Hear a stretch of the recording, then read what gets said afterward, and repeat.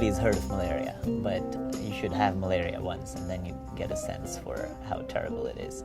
It has a huge toll on kids below 5 is where the hardest thing hits in terms of numbers of fatal deaths. If you imagine 1 billion people in the world essentially being influenced by this tiny thing that's flying around, there definitely is a huge gap between where we are and where we want to be. When you do get it, there is the simple minded thing that forget diagnostics, let's just go get that tablet. And that's what happens in most of the world. But the problem there is there are many different strains, there are many different medications, and you could potentially make the problem even worse by not realizing, do you even have malaria? And at the same time, the people who get into a severe case, they're not detected at all. So for us, the need finding was, what is that one thing that we could almost distribute for free that starts to match the specificity of what detection requires. For malaria, the standard is to be able to image and sit on a microscope and essentially go through slides.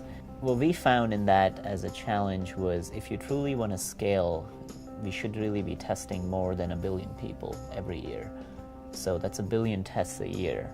And any platform that you can imagine needs to scale to those numbers to make an impact. It was a hard challenge thinking of making the best possible instrument, but almost for free. And that was our starting line.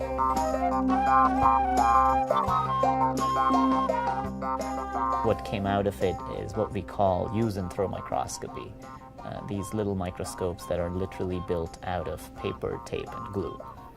And they're as good as many research microscopes that you can buy.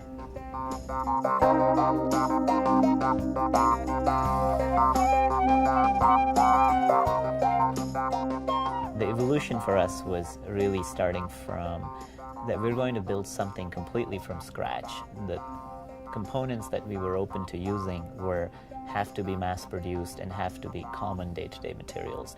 So our microscopes have all the little bells and whistles of a traditional microscope, but it's all implemented in a very different medium. We've come very far to an instrument that we really can do very sophisticated modalities of microscopy, but at a cost point where after one use you could throw the entire microscope away.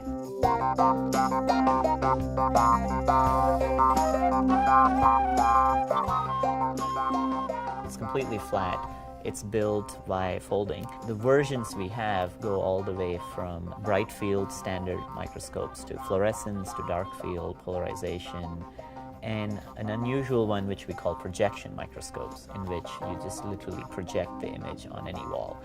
They don't require any power supply. They come as a complete unit, but built out of a platform that's completely rugged that I can beat on, and it's still going to survive. The cost for us for making something like this comes down to around 55 to 45 cents.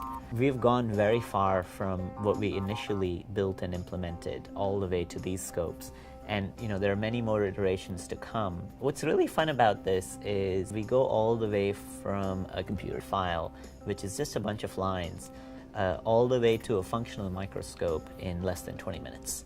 So many of our modalities, when we invented them, really came from that sense of play. And there is this aspect of playfulness and openness about this platform. If people come up with more ideas, they're completely open to change it as they require and build a newer version.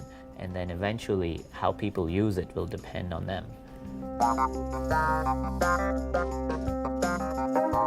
One of the things that's been shown over and over again is if you can put an infrastructure to fight malaria that's scalable and sustainable, then you get retraction of malaria in different regions. And so we're really stoked about handing this off to all kinds of people. Because in the end, there is both a training gap and an instrumentation gap. It's the community of health workers and the community that's physically out there day to day that's going to fill up the training gap.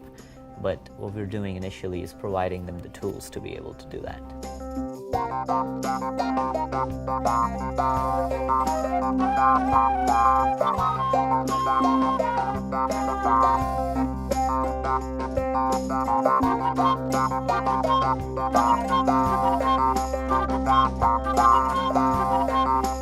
The preceding program is copyrighted by the Board of Trustees of the Leland Stanford Junior University. Please visit us at med.stanford.edu.